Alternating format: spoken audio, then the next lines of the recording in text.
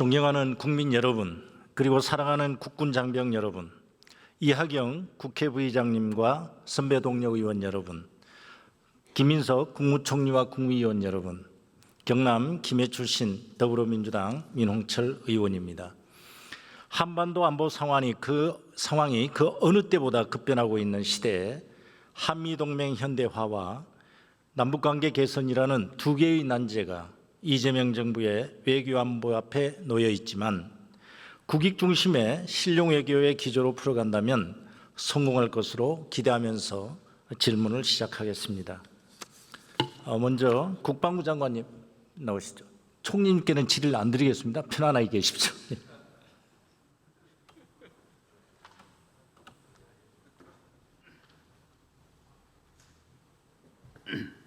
네, 국방부 장관입니다. 네.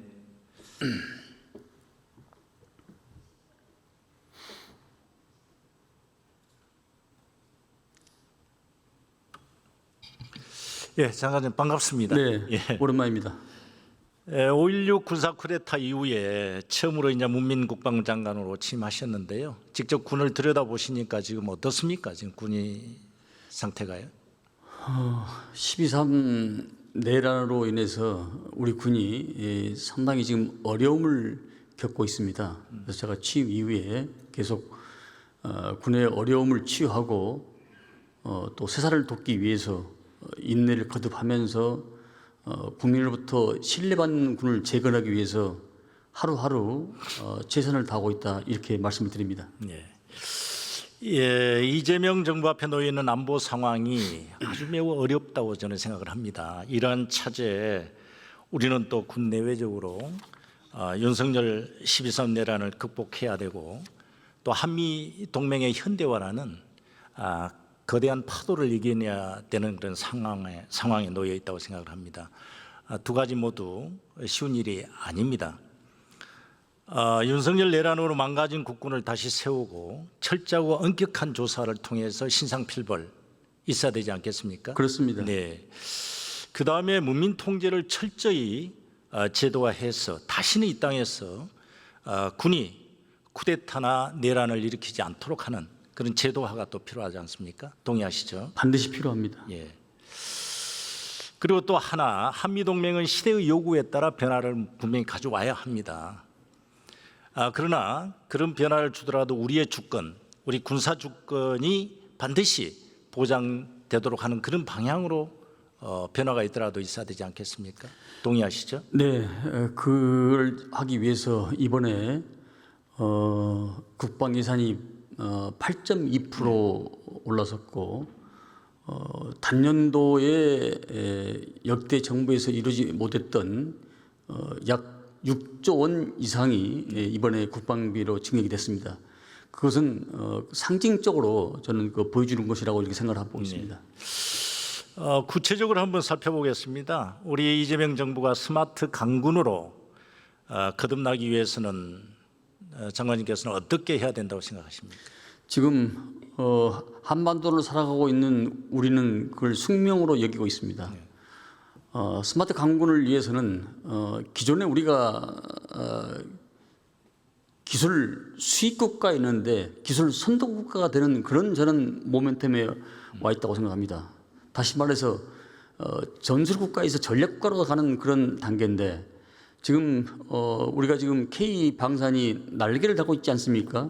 그래서 지상무기, 공중 또 해상, 함선, 수상 할 거 없이 세계적으로 날개도친데 팔리고 있기 때문에 이에 맞춰서 경제도 부흥을 시키고 군도 안정화시키는 이런 일거양득 삼득의 정책을 펴야 생각하고 있습니다.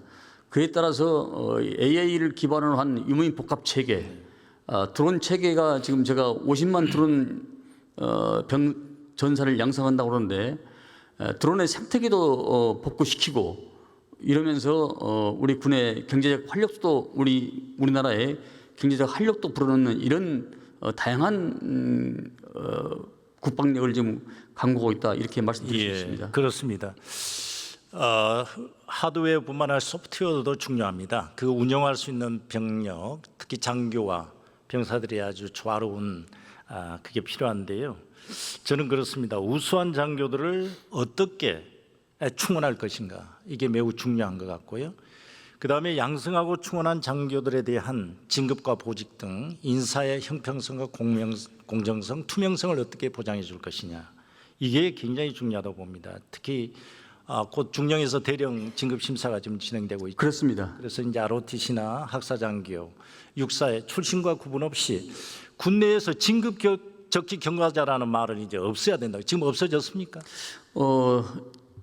거의 지금 없다고 봐야 될 것입니다. 왜냐하면은 경과자, 도과자가 생김으로써의 군 생활에서 나태하고 이런 인원이 많기 때문에 일단 도과가 되고 경과가 됐더라도 본인이 성실하고 아주 군 생활에 최선을 다하면은 그건 언제 어느든지 진급의 대상이 된다. 이런 인식을 저는 심어주려고 하고 이번에 아마 그런 기회로 삼으려고 하고 있습니다. 그렇습니다. 반드시 필요하다고 저는 생각하고요. 그 다음에 좋은 장교들이 휘하 병력을 어떻게 강하게 훈련시키느냐 이게 굉장히 중요하다고 봅니다. 그 훈련 여건의 보장. 지금 우리 군이 발등에 불이 떨어져 있는 게 지금 북한군이 지금 실전을 지금 경험하고 있지 않습니까? 우리 군은 지금 월남전 종전 이후에 실전을 지금 경험하고 있지 못하다는 게 문제가 됩니다. 이 강한 훈련 어떻게 실시할 계획이십니까? 네, 강한 훈련은 저는 훈련과 교육에서 나온다고 생각하고 있습니다. 그것은 저는 감각입니다. 감각을 잃어버리면 훈련 그 자체가 사문화된 것입니다. 지금 우리 군에 있는 이 병사들과 초급 장교들을 보면은 소황제로 자라난 사람들이 많습니다. 부모한테 이렇게 보호받고 축가축가하고 오냐오냐하고 이런 나약한 군을 우리가 강군으로 건설하기 위해서는 군에 종사하는 사람뿐만 아니라 우리 사회 모든 구성원들이 함께 노력해 주지 않으면 이건 이룰 수가 없다고 생각합니다. 따라서 여러 가지 생각의 패턴 전환도 필요하지만은 그에 따른 재정적 지원이 대폭적으로 이루어져야 지금 병사 월급이 205만 원, 병장 월급이 205만 원 됨으로써 상대적 박탈감을 느낀 부사관들 충원이 안 되고 있는 이런 실정입니다.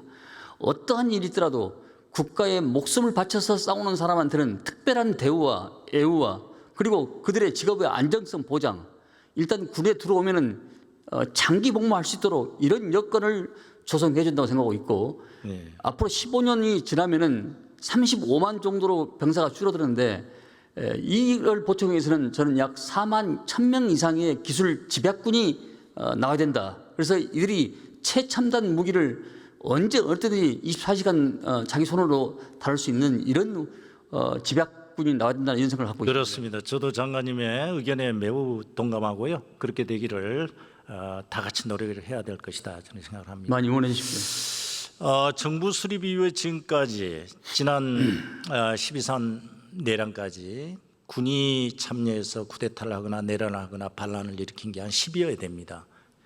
10여 해 되는 이 정치 개입이 있었습니다.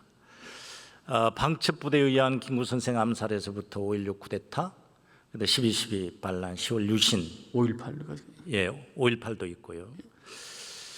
이 민주공화국 대한민국에서 또다시 군이 나서서 이렇게 쿠데타나 군이 정치 개입하는 것을 막아야 되지 않겠습니까?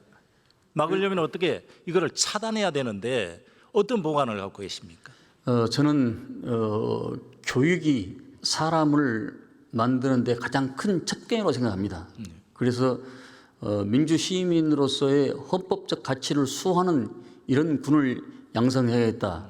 그런 기조하에 지금 카이다에서 의뢰해서 지금 교재를 만들고 있고 그것이 이제 병사 단위, 간부 단위, 그다음에 중령급 단위, 그다음에 장성들까지 그런 세신책 교육을 시키려고 지금 준비를 박차고를 가고 있다. 네, 저도 그렇습니다. 직접 중령급 단위까지 가서 교육을 하려고 생각을 가지고 있습니다. 그렇습니다. 그 조직의 구성원의 의식과 제도가 굉장히 중요한데요. 헌법 교육, 헌법을 존중하는 그 교육이 매우 중요하다. 우리는 흔히들 제복 입은 시민으로서의 군인을 기른다고 합니다. 그런데 육군 사관학교에 보면은 지금 사관학교 설치법에 보면은 목적이 없습니다. 어떤 장교를 어떤 목적으로 양성할 것이냐 이게 없습니다. 거기에 목적이 들어가줘야 됩니다. 헌법을 존중하고 국가에 헌신하고 국민에게 충성하는 그런 민주 시민으로서의 제복 입은 민주 시민으로서의 장교를 양성해야 된다고 저는 생각을 합니다. 어떻게 제도화해야 되겠습니까? 네. 그래서 여러 가지 사관학교에 대한 3군 통합 과정도 고려해보고 있고 네. 또 사관 생도들에 대한 여러 가지 재무장, 역사 인식 이런 것들도 좀 적극적으로 좀 고려를 해보고 있습니다. 아마 그것들이 이제 국방 개혁에 담겨지면은 여러 가지 의식 개조부터 시작해서 전반적인 민주 시민으로서의 그 자질, 역할, 기능 이런 것들도 상당히 강화될 걸로 생각하고 있습니다. 지금까지 상군 사관학교 통합을 국내에서도 논의가 됐지만 많은 장벽에 부딪혔습니다. 각군의 이기주의나 그 선배들의 문제 때문에 그랬는데 이제는 반드시 이루어져야 된다고 생각합니다. 그래야 국군의 뿌리, 아까 말씀을 해주셨던데요. 국군의 뿌리, 특히 육군의 뿌리가 불분명합니다. 그리고 사관생도라는 말이 제가 알기로는 일제 잔재라고 생각을 하는데요. 우리가 한번 생각해 보십시다. 역사적으로 무관과 문관으로 구분을 했지 사관이라고는 없습니다. 그리고 무관 후보생이 맞는 거 아니겠습니까?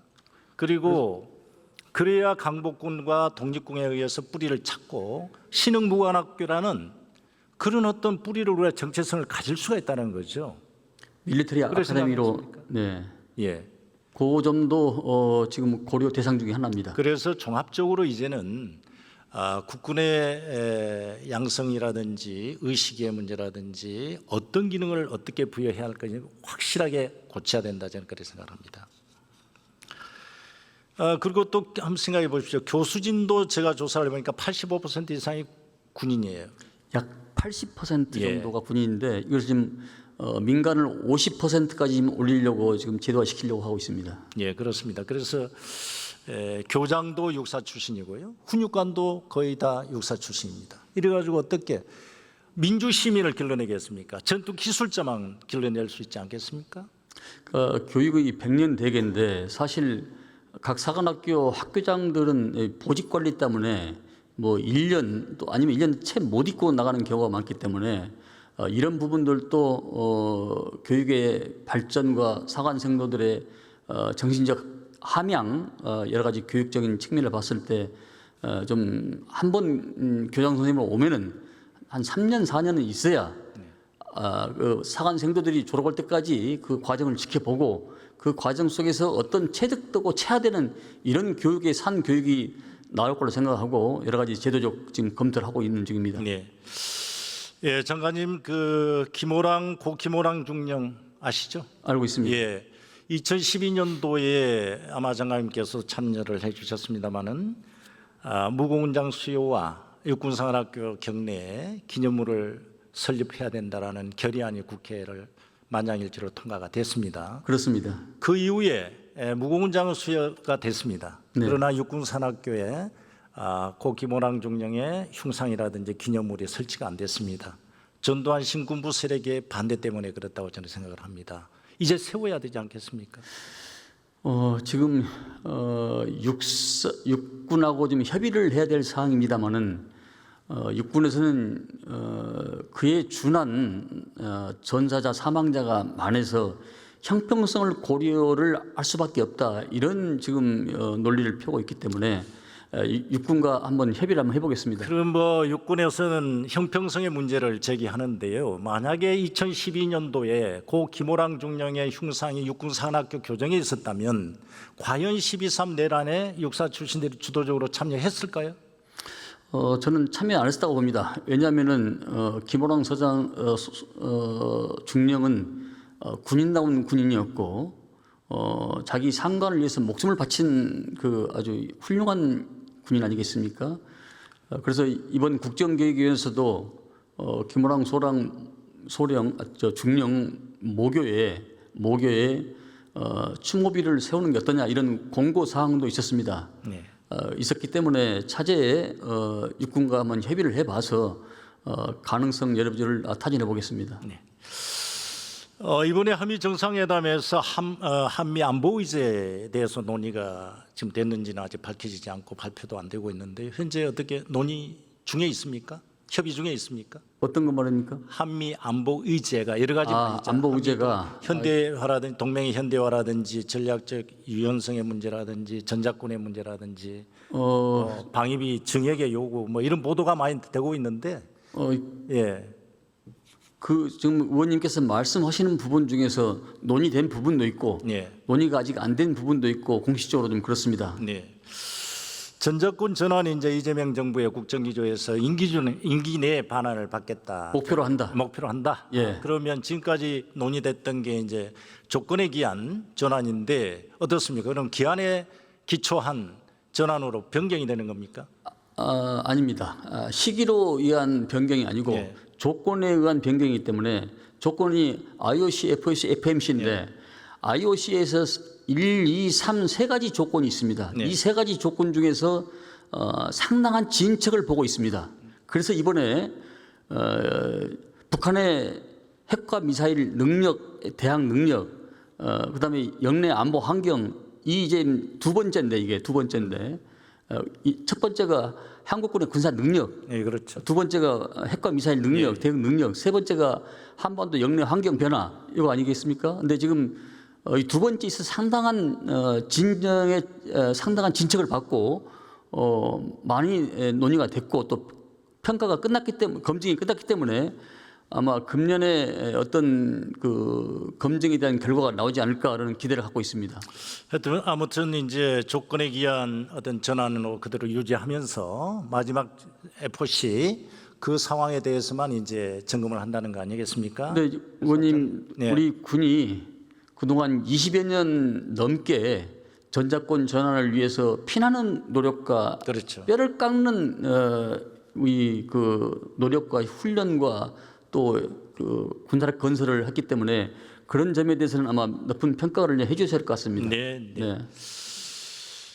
국방비 증액과 방위비 분담금 SMA 협정 이게 지금 어떻게 준비하고 계십니까? SMA 방위비 분담금 특별 협정에 대해서는 공식적으로 요구한 바가 없고 작년에 12차에서 한미가 합의하고 준수한 합의 현상이기 때문에 저는 국가 대 국가의 약속이기 때문에 그건 준수를 해야 된다고 생각하고 있고 국방비 증액은 미 측에서 요구한 사항은 구체적으로 없습니다만은 어쨌든 우리가 자주국방 차원에서 자주권 차원에서 우리의 생과 살이 걸리고 전망 지추가 걸린 문제이기 때문에 우리 스스로는 그건 더 강화시켜야 된다. 그래서 이번에 조금 전에 제가 말씀드렸다시피 국방비 증액 중에서도 3축 체계, 네. 킬체인, KMD, KMPR 이 3축 체계에 대해서 작년에 비해서 22.3%가 증액이 됐다는 것은 상징적 의미가 있다고 생각합니다. 하여튼 이런 과정 속에서 협상 과정 속에서 특히 SMA 협정일 때 물론 외교부 장관께서 이제 뭐 주체가 되겠습니다만은 국방부가 좀 더 의견을 좀 많이 좀 제시해 주시기를 바랍니다. 외교부 장관님이 하시지만은 예산은 국방부에서 나가는 것이 그렇습니다. 네. 예, 수고하셨습니다. 네. 수고하셨습니다. 다음에 우리 통일부 장관님 질문 드리겠습니다.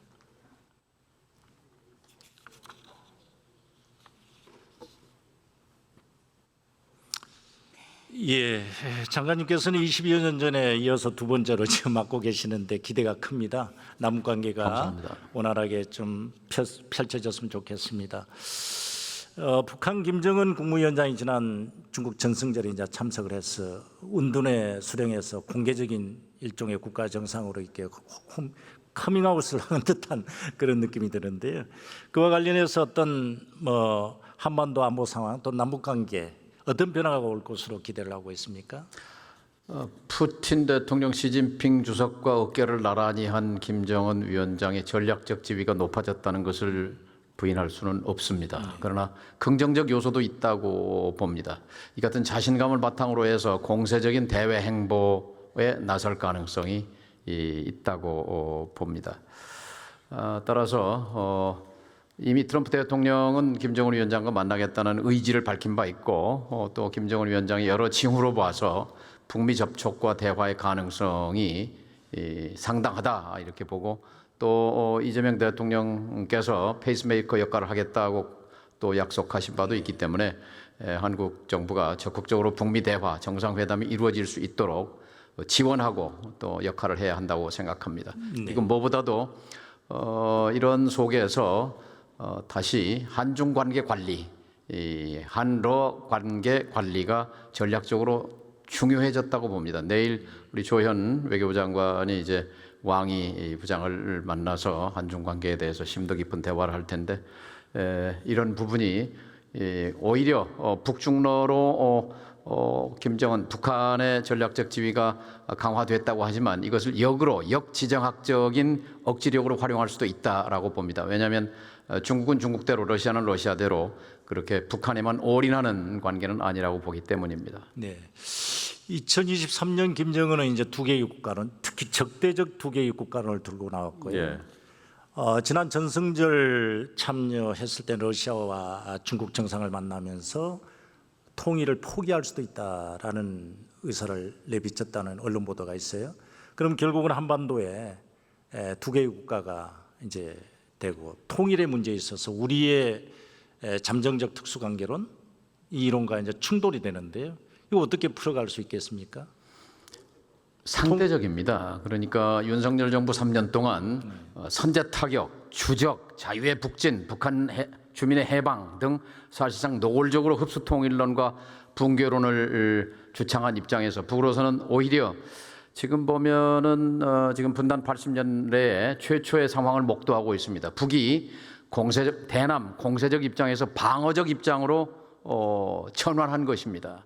그러니까 따로 살자 하는 것은 남으로부터 오는 문화적 어떤 침투 영향력도 차단하고 남으로부터 오는 그런 보수 진보 정부 모두 사실상 속셈으로는 흡수 통일을 추구했다 이런 의심을 갖고 있지 않습니까? 이런 데서부터 벗어나고자 하는 그런 의도가 숨어 있다고 봅니다.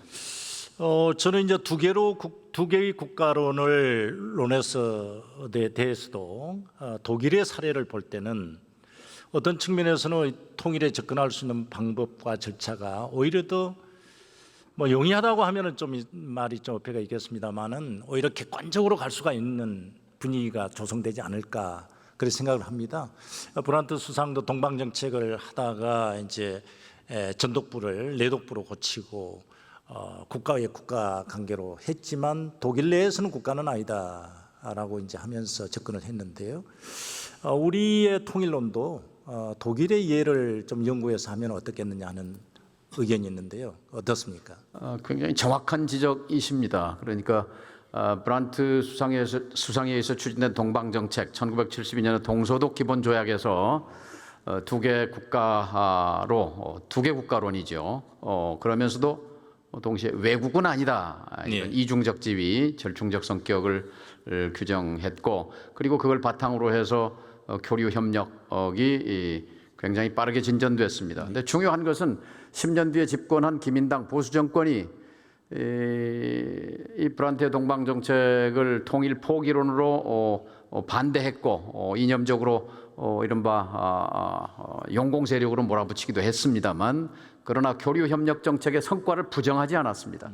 그걸 이어받은 결과 결국 두 개 국가의 그 제도화와 그 바탕 그것에서 파생된 교류 협력의 성과가 통일로 이어졌다고 하는 점에서 볼 때 우리가 그 교훈으로 받아들일 필요가 있습니다. 또 남북한은 사실상 유엔에 가입한 두 국가이고 국제법적으로도 그렇고 현실적으로도 두 국가로 존재합니다. 또 1988년 민족 공동체 통일 방안 이후에 우리가 쭉 30년 이상 진보 보수 정권 가리지 않고 추진해왔던 발전시켜왔던 공식적 통일 방안 1단계가 화해협력, 2단계가 국가연합입니다. 이것이 두 국가론입니다. 따라서 우리는 적대적 두 국가를 평화적 두 국가로 바꾸면 이재명 정부의 크나큰 성과가 되리라고 생각합니다. 그런 측면에서 볼 때 이재명 대통령께서도 지난 그 광복 80주년 기념식에서 대북 정책 3원칙을 제시하신 거죠. 예. 이게 북측의 체제를 존중한다. 그럼 국가를 인정하겠다는 거죠. 그렇죠. 예. 그 다음에 흡수 통일을 부인하겠다. 흡수 통일은 없다. 예, 추구하지 않는다. 추구하지 않겠다. 그다음 일체 적대 행위를 안 하겠다. 예. 그런 게 부합되는데요. 그럼 결국은 우리의 통일 정책에서 그 명칭에 부합되게 통일부 명칭은 어떻습니까? 이대로 가야 됩니까? 아니면 통일부 독일에 비교해 명령을 해야 보면 전독부가 통일부에 해당합니다. 내독부는 독일 동서독 관계부고요. 그런 의미에서 사실 통일이라는 의미에는 무력 통일과 평화 통일 두 가지의 의미가 중첩돼 있기 때문에 그런 의미에서 다시 한번 평화적 두 국가론에 입각한 통일부의 명칭도 고려할 필요가 있다고 생각합니다. 그런데 찬반 양론이 이것이기 때문에 예. 의견을 수렴하고 있고 계속 연구 검토 중입니다. 예, 감사합니다. 들어가셔도 되겠습니다. 외교부 장관님 감사합니다. 잠깐 좀 나오시죠.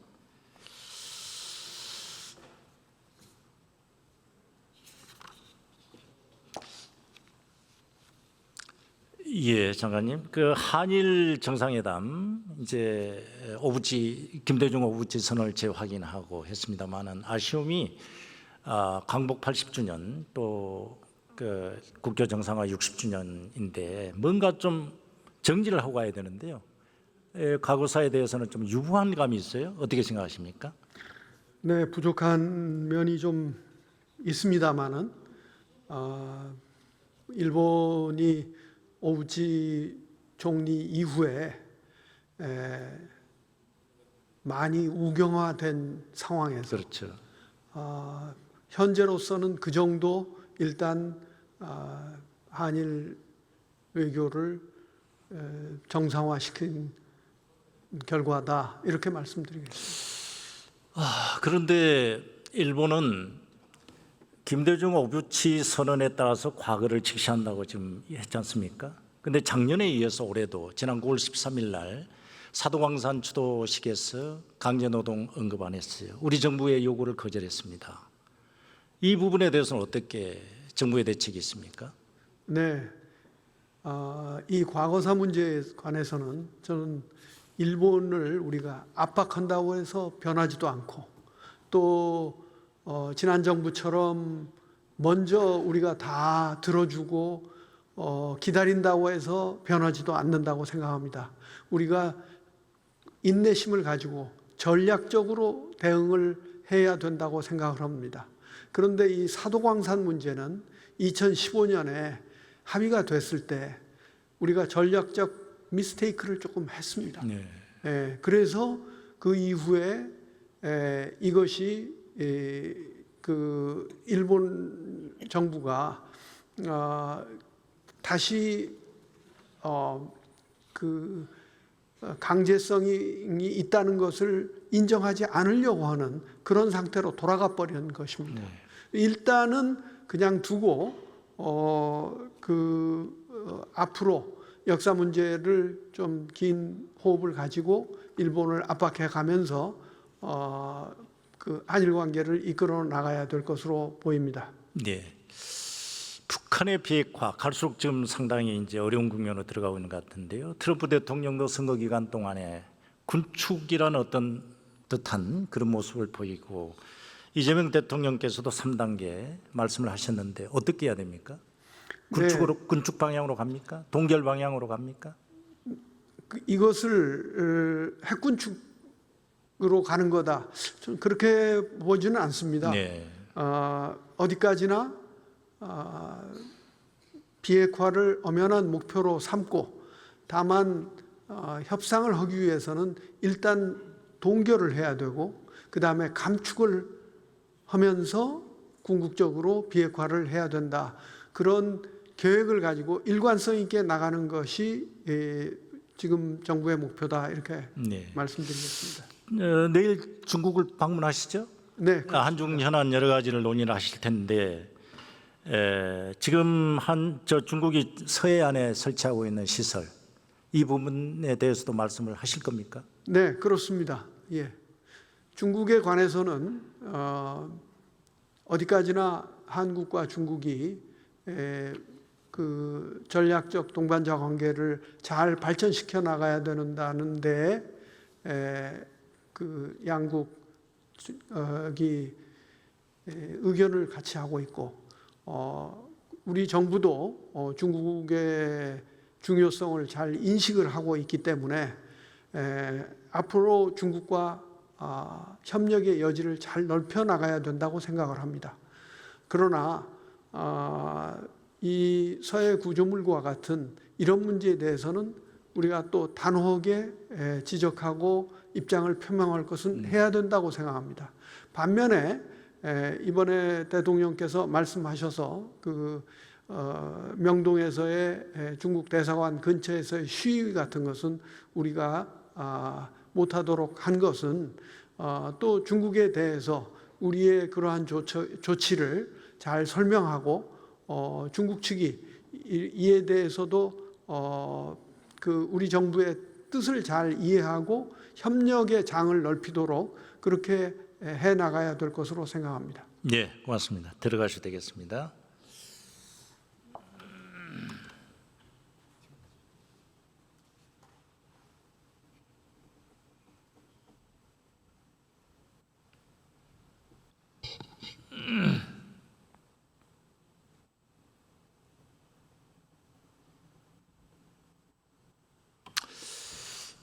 외교안보 통일 분야에는 여야가 따로 없다고들 흔히 말을 합니다. 수없이 말을 해왔습니다. 세계 정세와 한반도 안보 상황의 급변으로 인하여 과거 어느 때보다도 여야가 따로 없는 외교안보가 필요한 때 이재명 정부의 국익 중심의 실용 외교 기조는 다시 한번 대한민국의 도약의 발판이 될 것으로 확신합니다. 경청해 주셔서